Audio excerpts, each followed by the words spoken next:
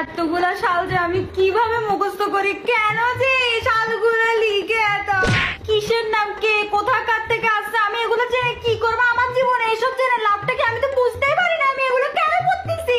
আল্লাহ রে, আমি তো এই মানুষগুলোর নাম মুখস্থ করতে করতে আমি নিজের নাম সহ ভুলে যাচ্ছি গা। আমার নাম যেন কি, ও আমি আমার নিজের নাম, যে আমার 14 গোষ্ঠীর নাম ভুলে যাবো গে এইসবের নাম মুখস্থ করতে করতে। আল্লাহ, মুখস্থ করতে করতে মাথা ব্যথা করতেছে। আল্লাহ, আমি একটু পানি খাবো, বিরক্ত লাগতেছে।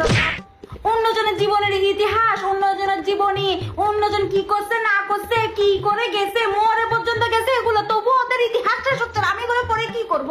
এগুলো থেকে আমি কি শিখবো? আমার তো শিখাতে বেশি বিরক্ত লাগতেছে।